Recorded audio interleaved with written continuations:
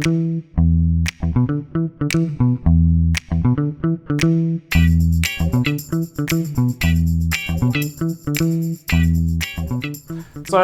when we're thinking about your investment portfolio, it is so important to actually look beyond Australian shores and actually diversify globally and start to consider both international equities and property as part of your portfolio. The main reason for this is the Australian market's actually a really, really small part of the world. As much as we think we're a big deal, we actually make up less than 2% of the world's stock market. And a really important factor is the types of businesses you're getting access to here.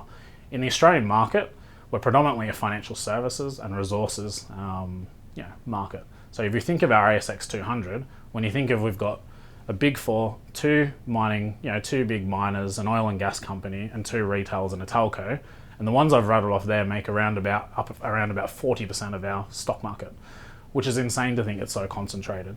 And what you're not getting access to in the Australian market, there's not a lot of technology companies, there's not a lot of biotech, pharmaceutical, big consumer brands like your Apples of the world, so they're producing products on a regular basis and selling them globally. They're the type of businesses you're missing out on, and I think for the worse as well, because they're the types of businesses when we think about that are going to grow and compound your portfolio returns over a long period of time. They're the actual ones you want to be in.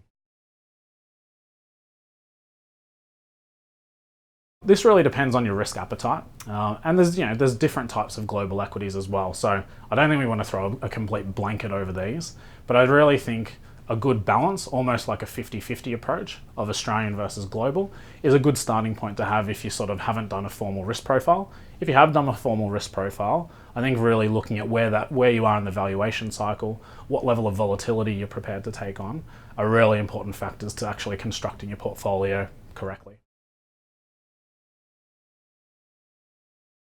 It's never been easier to get started with international equities. You can do it by buying them directly. So a lot of the brokers you can actually click on and buy most developed economies shares directly. If you're sort of not going to be sort of actively participating and doing the research, I'd suggest maybe looking at a diversified portfolio, and you can access them easy on the stock exchange via an exchange traded fund or an exchange traded product.